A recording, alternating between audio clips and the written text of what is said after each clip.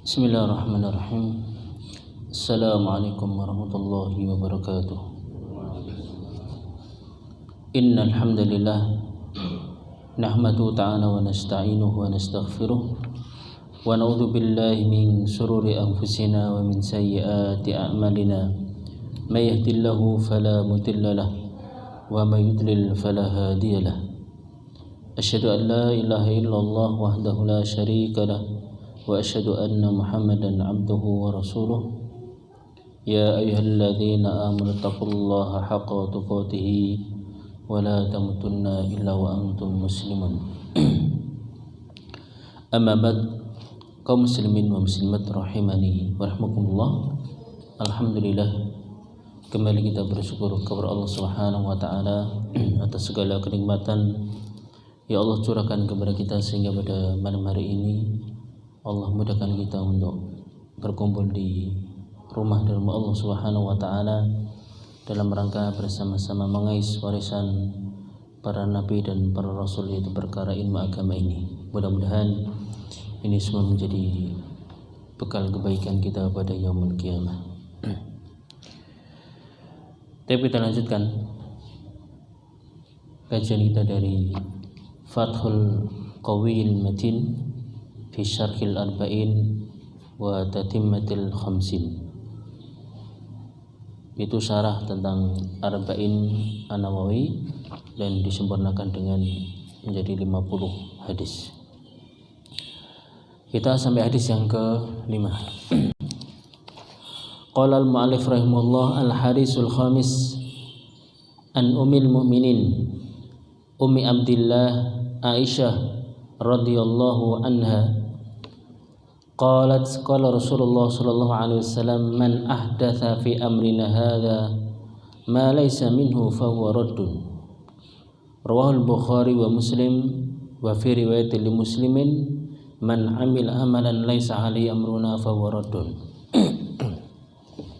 Hadis yang kelima dari Ummul Mukminin Ummu Abdillah Aisyah radhiyallahu anha, beliau berkata, qala Rasulullah sallallahu alaihi wasallam, Rasulullah sallallahu alaihi wasallam bersabda, man ahdatha, barang siapa yang membuat perkara baru, fi amrina hadza, dalam urusan kami ini, ma laisa minhu, yang bukan dari bagian Islam, fa huwa raddun, maka dia tertolak. Hadis riwayat Imam Bukhari dan Muslim. Dalam riwayat Muslim, man amila amalan, barang siapa yang mengamalkan suatu amalan, laisa ali amruna, tidak ada di atasnya perintah kami atau perkara kami, fa huwa raddun, maka dia tertolak. Hadis ini, hadis kelima ini ada dua lafadz. Yang pertama riwayat Bukhari Muslim dengan lafadz man ahdatha, barang siapa yang membuat perkara-perkara baru, berarti memang sebelumnya belum ada, kemudian dia mengadakan perkara baru tersebut.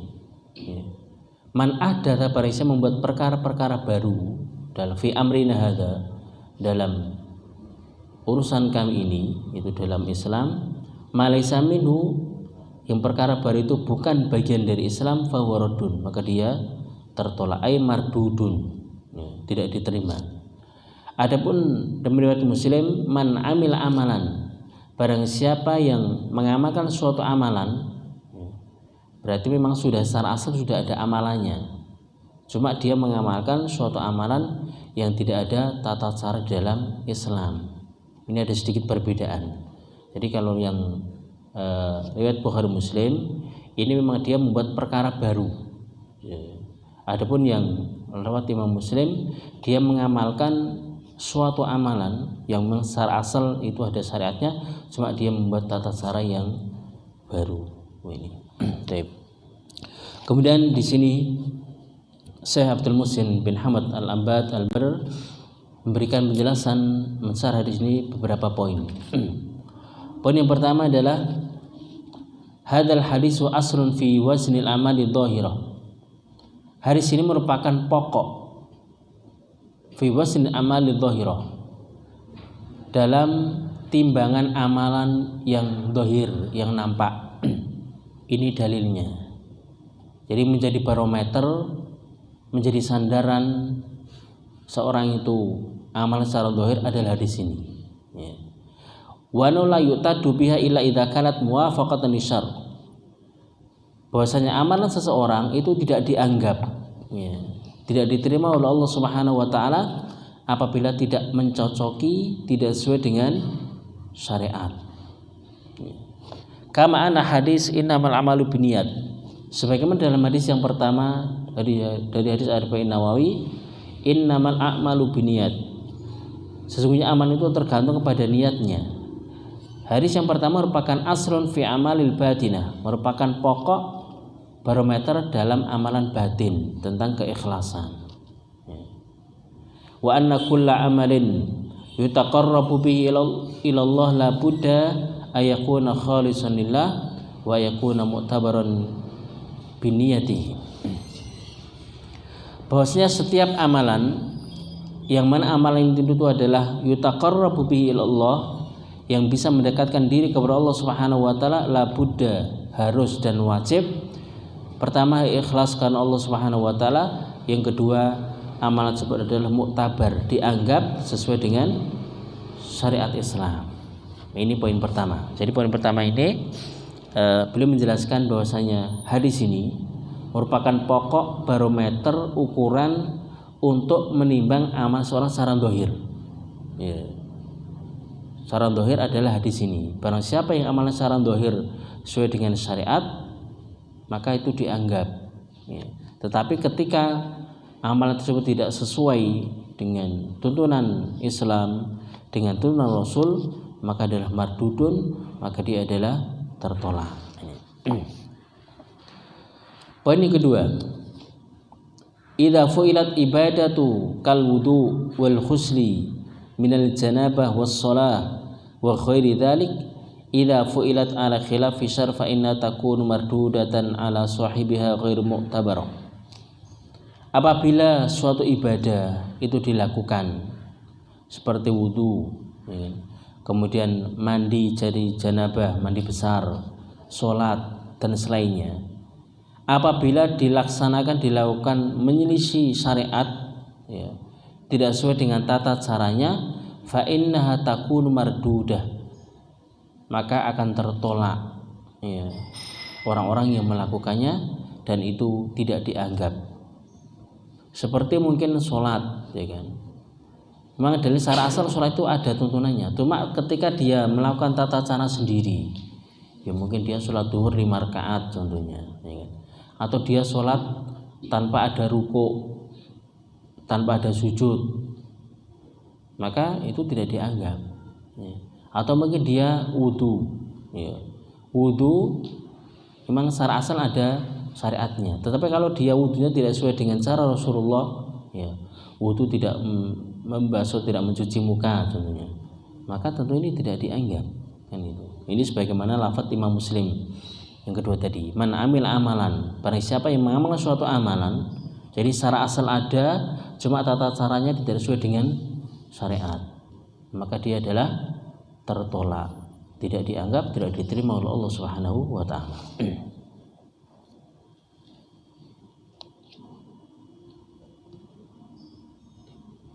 Kemudian poin yang ketiga, wa idul hadis ala anna man ittada bid'atan laisa la aslun fi syara' fa huwa atau fa mardudah wa sahibuha mustahiqun lil wa'id. Hadis ini menunjukkan bahwasanya barang siapa yang membuat bid'ah, ya, membuat perkara baru yang tidak ada dalilnya, tidak ada dasarnya dalam syariat, maka dia tertolak. Dan orang yang melakukannya mustahiqun lil wa'id, dia akan mendapatkan ancaman. Apa ancamannya? Di antaranya sebagaimana hadis Nabi Shallallahu Alaihi Wasallam, Nabi bersabda ketika di Madinah, man ahdatsa fiha hadatsan aw awa muhditsan fa'ali la'natullah wal malaikati wan nasi ajma'in, riwayat Bukhari. Barang siapa yang membuat perkara-perkara baru di dalam Islam, aw awa muhditsan, atau melindungi orang yang berbuat bid'ah, Ya, orang berbuat jahat justru dilindungi. Fa'ali la'natullah, maka dia akan mendapatkan laknat Allah, malaikat dan seluruh manusia. Ini di antara ancamannya. Jadi barang siapa yang membuat perkara-perkara baru, ya, tidak pernah dicontohkan oleh Rasulullah SAW, atau dia melindungi orang yang berbuat bid'ah, maka dia mendapatkan laknat dari Allah, malaikat dan seluruh manusia.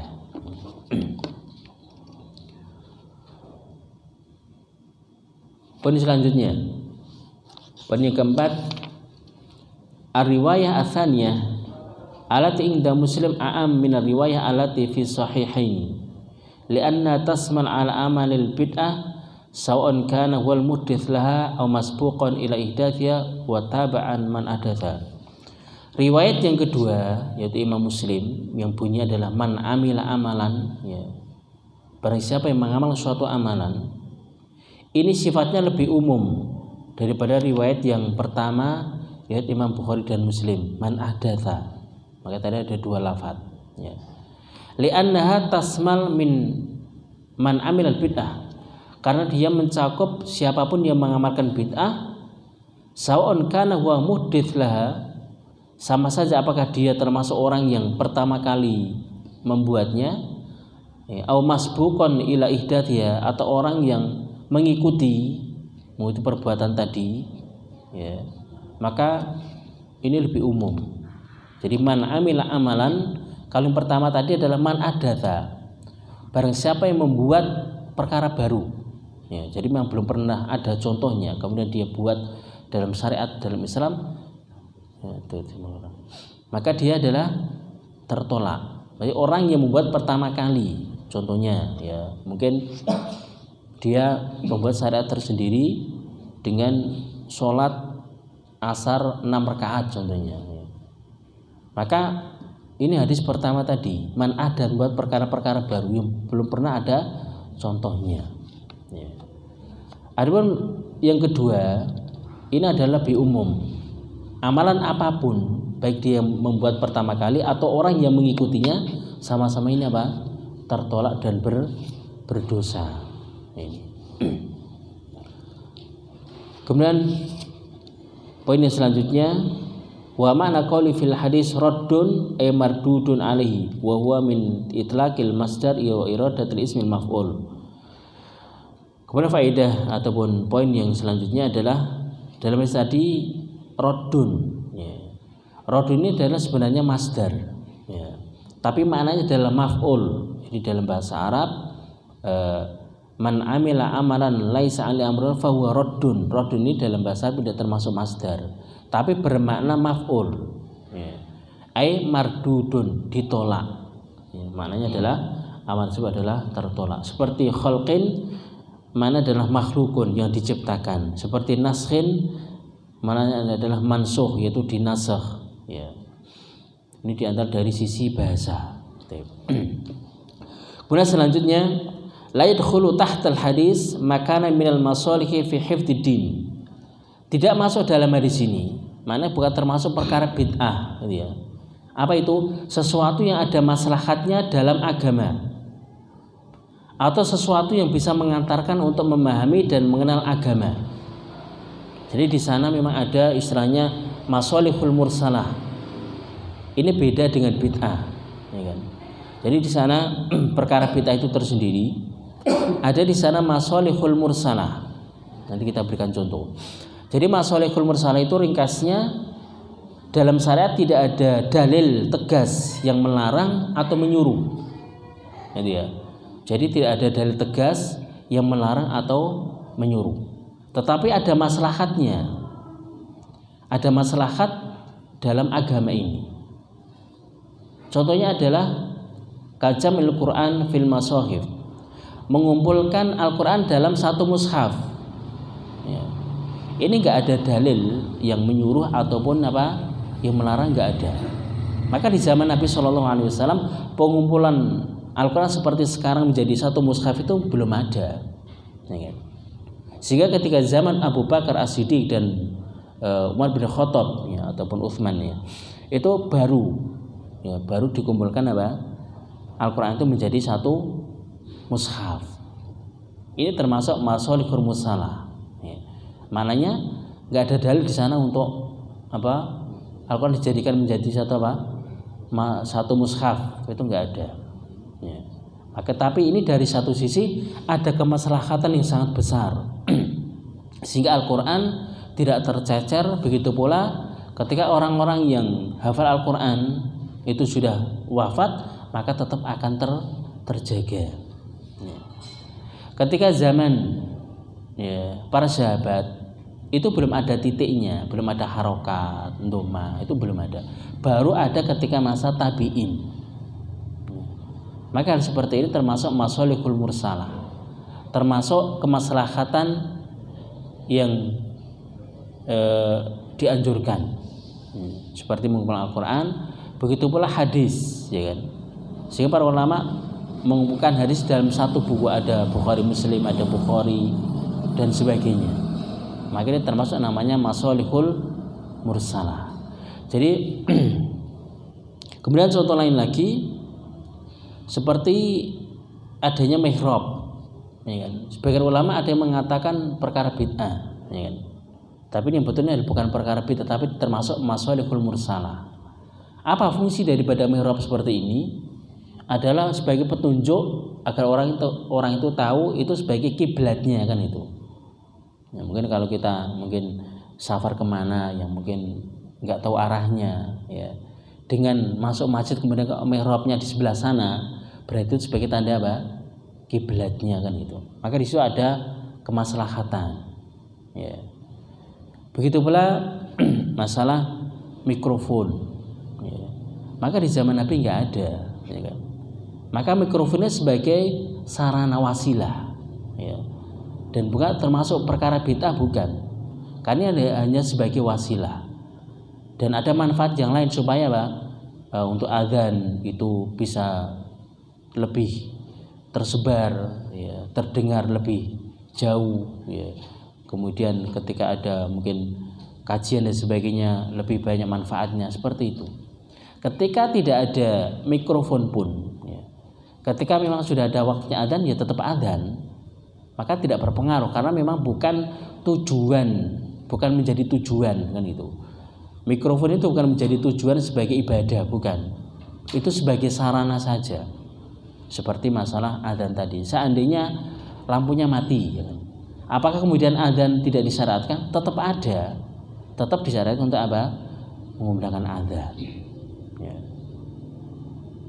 Begitu pula dalam masalah mungkin orang yang haji itu naik pesawat, kan ya. Pesawat bukan perkara bid'ah, ya. Maka pesawat hanya sebagai wasilah untuk memudahkan seorang itu dalam ibadah ke Baitullah, ya. Maka kalau zaman Nabi memang nggak ada, ya kan? Adanya ketika di zaman Nabi ketika haji ya naik unta atau mungkin berjalan kaki, ya. Makanya adalah sebagai wasilah saja, ya. Dan itu ada manfaatnya.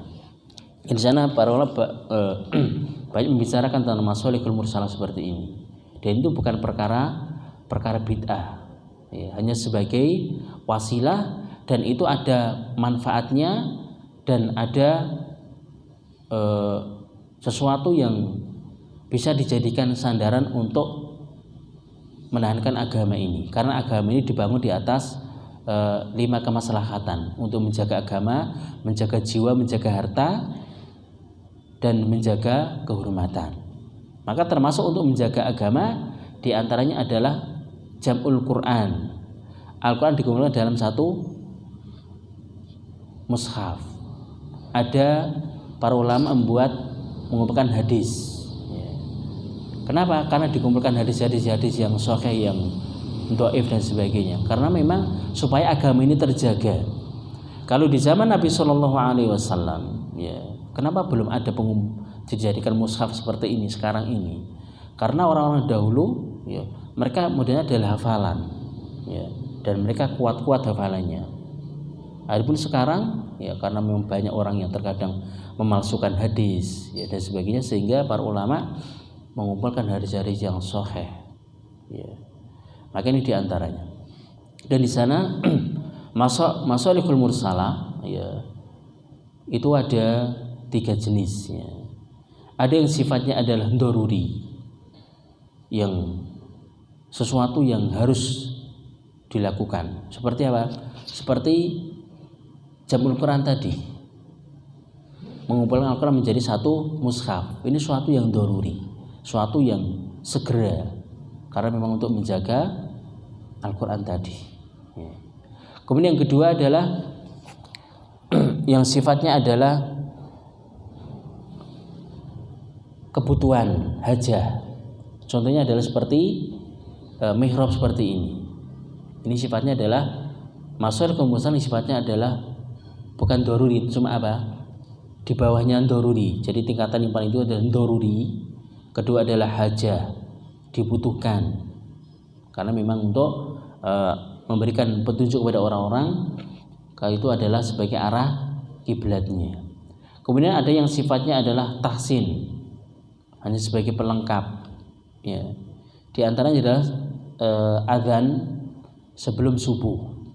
Jadi mungkin pernah dengar azan ya, sebelum subuh itu ada sebagian ada yang mengumandangkan azan. Maka ini bukan perkara bidah, termasuk masalihul mursal, cuma tingkatannya adalah berbeda. Nih. Kemudian di sana juga para ulama membahas tentang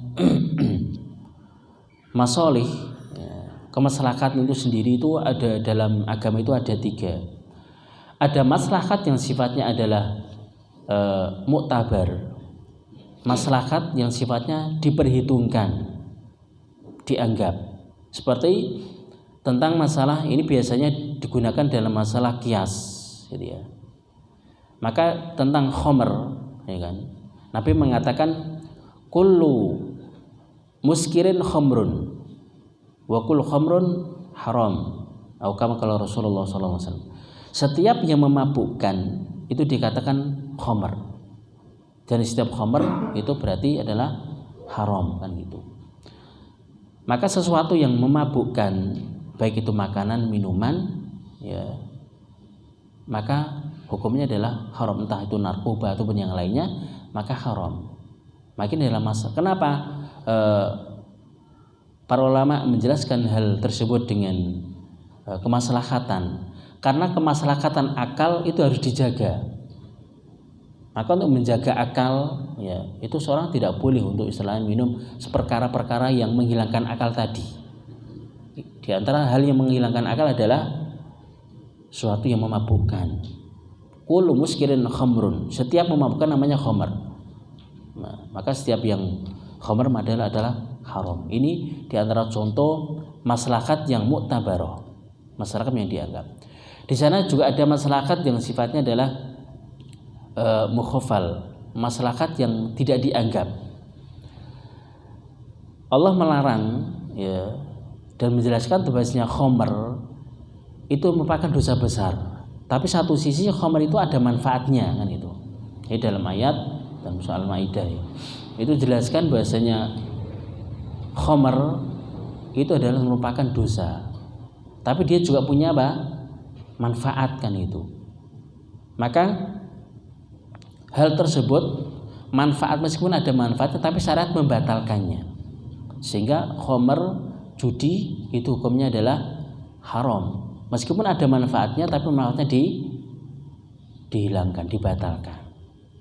Yang ketiga baru namanya masalihul mursalah tadi. Masalihul mursalah maknanya adalah secara bahasa adalah kemaslahatan yang diabaikan. Maknanya memang tidak ada dalil yang jelas melarang atau menyuruhnya, tapi dia memiliki manfaat yang besar dalam perkara agama ini, untuk menjaga agama, untuk sebagai wasilah memahami agama. Maka dengan dikumpulnya Al-Quran dengan menjadi satu mushaf, seorang itu akan mudah dalam memahami apa? Agama. Coba seandainya kalau tidak ada Al-Quran dikumpul menjadi satu mushaf, itulah hadis-hadis Nabi SAW, maka tentunya kita tidak bisa memahami agama dengan baik ya. Maka ini diantara penjelasan ulama berkaitan dengan masalihul mursalah. Jadi memang sebagian ulama ada yang mengatakan perkara bid'ah, Tapi perkara yang benar adalah bukan seperti itu. Termasuk masalihul mursalah. Perkara juga masalah sekolah ini ya. Ada yang mengatakan sekolah ya ada kursinya, ada mejanya, kemudian ada peraturannya dan sebagainya. Itu ada sebagian para ulama mengatakan adalah bid'ah. Karena malah Rasulullah itu enggak ada. Karena di zaman Rasulullah itu enggak ada yang namanya sekolah. Ya di kelas, kemudian ada kursi meja, ada pantul, ada pengajarnya dan sebagainya. Itu enggak ada. Ya. Makanya termasuk masalihul mursalah. Yang mana itu untuk dalam rangka menjaga agama, menyampaikan ilmu dengan cara seperti itu. Karena memang enggak ada dalil yang jelas untuk melarang dan menyuruh mengadakan sebuah madrasah. Itu enggak ada. Maka sebagian orang tidak mau mengadakan sekolah, itu enggak ada. Enggak mau karena menganggap sebuah perkara bid'ah. Maka tapi benar-benar benar itu termasuk masalihul mursalah. Ya, kemaslahatan yang tentunya kemaslahatan yang baik untuk menjaga agama dan yang lain sebagainya. Ini yang perlu kita tekankan. Jadi tidak masuk dalam hadis ini adalah perkara-perkara termasuk masalih, ya, kemaslahatan yang terkenal dengan masalihul mursalah. Itu intinya adalah memang tidak ada dalil yang tegas dari syariat memerintah atau melarangnya. Tapi di sisi lain dia memiliki kemaslahatan yang besar untuk menjaga agama sebagai wasilah untuk memahami dan mengenal agama ini. Ya, seperti mengumpulkan Al-Quran menjadi satu mushaf, kemudian di masa tabi'in dikasih titik, ada fathah, kasroh, sukun, sehingga terjaga daripada Al-Quran tersebut. Begitu pula para ulama membuat buku, ya, menyusun hadis, menjadi ada hadis Muslim, Bukhari Muslim, kemudian ada kitab fikih dan sebagainya. Itu dalam rangka adalah untuk menjaga agama ini. Kemudian poin selanjutnya, al-hadis yadullu bi itlaqi ala raddi kulli amalin mukhalif li syar' walau kana qasdu sahibi hasanan. Hadis ini menunjukkan secara mutlak akan ditolak setiap amalan yang menyelisih syariat meskipun niat dia adalah baik. Ketika amalan tersebut secara zahir itu tidak sesuai dengan syariat, meskipun niat dia baik, itu tetap ditolak, tidak dianggap. Wa idullu alaihi qissatu sahabi alladzi dhabaha udhiyah qabla salatil id. Yang menunjukkan itu tentang kisah seorang sahabat yang dia berkorban, tapi menyembelih sembelihannya itu sebelum sholat id. Maka Nabi mengatakan, syatuka syatu lahmin, sembelihanmu itu sembelihan ya daging biasa, bukan termasuk udhiyah, bukan termasuk apa? Kurban.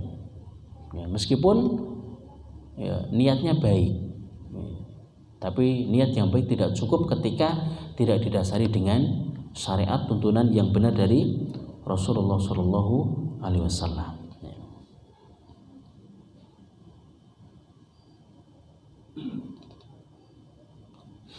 Kemudian poin yang selanjutnya, hadal hadis yadul alam bi mantuqihi ala anna kulla amalin laisa ala amruna asy-syari' fa huwa mardudun. Hadis ini secara mantuk, jadi secara zahir hadis, ya, bahwasanya setiap amalan yang tidak ada di atasnya perintah, tidak ada di atasnya perkara syariat, maka dia tertolak. Ini secara mantuk, secara zahir konteks hadisnya. Tapi secara mafhum, ya, secara mafhum ala anna kulla amalin ali amru fa huwa khairu marduda. Jadi mafhumnya setiap amalan yang ada perintahnya, ada tuntunannya, berarti dia adalah diterima, tidak tertolak, kan itu. Jadi secara mantuk hadis ini bahwasanya setiap amalan yang tidak ada contohnya itu tertolak. Berarti mafhumnya setiap amalan yang ada perintahnya ketika dilakukan berarti adalah akan diterima oleh Allah Subhanahu wa taala. Ini secara mantuk dan secara mafhum. Wal makna anna man kana amalu jariyan tahta ahkami syar' muwafiqan laha fa huwa maqbulun. Maknanya barang siapa yang beramal sesuai dengan hukum syariat Islam, mencocoki dengan tuntunan Islam, fa huwa maqbulun, maka dia diterima. Wa man kana kharijan an dzalik fa mardudun.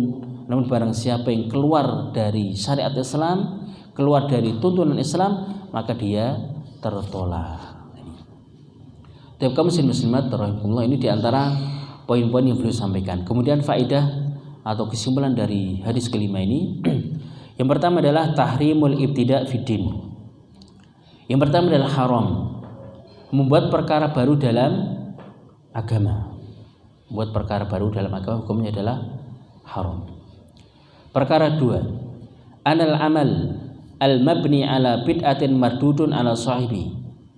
Bahwasanya amalan yang dibangun di atas perkara baru, tidak ada tuntunannya, mardudun ala sahibihi, maka dia tertolak orang yang melakukannya.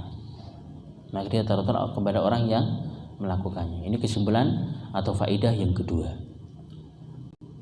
Faedah ketiga, anan nahya yaqtadil fasad. Bahwasanya larangan itu mengharuskan rusaknya amalan tersebut. Ketika ada larangan kok dilakukan, berarti amalan tersebut adalah rusak. Ya. Ini kaidah dalam usul fikih bahwasanya anan nahya yaqtadil fasad. Larangan itu mengharuskan perbuatan adalah rusak. Perbuatan itu tidak dianggap. Maka ketika Nabi melarang membuat perkara baru, ketika dilakukan maka dia adalah perbuatan adalah rusak, tidak akan diterima oleh Allah Subhanahu wa taala. Faedah yang keempat, anal amal as-shalih idza utiya bi ala khairil wajhil masyru' katanaful fi waqtin nahyi bi khairi sababin wa siyam yaumul id wa nadzal fa innu batin la yutada bihi. Bahwasanya amal soleh apabila dilakukan tidak sesuai dengan syariat, tata caranya dan sebagainya, katanaful fi waqtin nahyi bi khairi sabab, seperti seorang itu sholat sunnah fi waqtin nahyi, dia sholat sunnah di waktu-waktu yang dilarang tanpa ada sebab, ya. Atau dia puasa di hari Id atau yang lainnya, maka perbuatan adalah batil, ya, tidak dianggap. Seperti seorang itu contoh sholat sunnah ba'da asar, maka ba'da asar itu nggak ada tuntunan untuk sholat sunnah kecuali sholat sunnah yang memiliki asbab, memiliki sebab. Kalau seorang itu sholat sunnah ba'da asar, sholat sunnah gitu saja, ya, sholat sunnah mutlak, maka nggak boleh dan tidak dianggap. Yang boleh adalah sholat sunnah ketika memang dzul asbab, yang memiliki sebab, seperti sholat sunnah tahiyatul masjid. Ini adalah sholat sunnah yang memiliki sebab, karena dia sebab masuk masjid maka disyaratkan untuk sholat sunnah. Atau sholat jenazah. Kenapa ke sholat jenazah? Karena memang sebabnya ada orang yang meninggal dengan sholat jenazah, meskipun dilakukan setelah ba'da asar. Tapi kalau dia sholat sunnah mutlak tanpa ada sebab, maka tidak boleh. Atau contoh yang kedua adalah puasa hari Id, ya, Idul Fitri, ya, maka tidak boleh karena di sana dilarang. Ya, ketika ada orang yang sholat ataupun puasa di hari Id, maka la yu'tada bihi, tidak dianggap dan tertolak.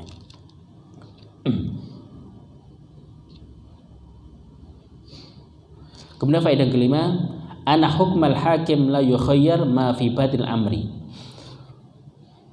Hukum seorang hakim tidak bisa berubah apa yang ada di batin, ya. Jadi seseorang itu menghukumi secara zahirnya, adapun batinnya kita tidak bisa menilainya. Maknanya ketika seorang itu mengamalkan suatu amalan yang tidak ada contohnya, meskipun niat dia adalah baik, niat dia adalah baik mencari pahala dan sebagainya, maka itu tidak dianggap, ya, tidak dianggap. Kemudian faedah yang keenam, anas sulha al fasid batilun al ma'khud alaihi mustahiqun rad kama fi hadisil azim. Bahwasanya kemaslahatan, ya, kemaslahatan yang rusak adalah batil. Al-ma'khud ali mustahiqun lirraddi, maka orang yang mengambil kemaslahatan yang rusak tadi, maka dia akan tertolak amanahnya, ya.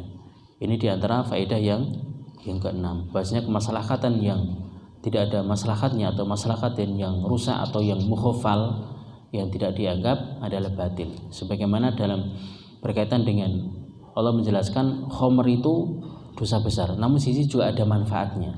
Tapi manfaat di dalam khamr itu dibatalkan oleh apa? Syariat Islam. Ya, begitu pula judi, ya kan? Judi itu satu sisi mungkin ada manfaatnya, ya kan? Tapi manfaat yang di sini adalah dibatalkan oleh syariat Islam. Tapi kaum muslimin sunat rahimakumullah, ini diantara penjelasan ringkas hadis yang kelima berkaitan dengan hadis kelima ini berkaitan dengan kaidah tentang tertolaknya sebuah amalan ketika tidak didasari dengan dalil dari syariat Islam, Al-Quran ataupun Sunnah Nabi Sallallahu Alaihi Wasallam. Tapi mungkin ini apa yang kita sampaikan, mudah-mudahan bermanfaat. Mungkin banyak kurang dari khilafnya, saya mohon maaf sebesar-besarnya. Akhiru da'wana subhanallahi bihamdik, asyhadu an la ilaha illa anta, astaghfiruka wa atubu ilaik. Assalamualaikum warahmatullahi wabarakatuh.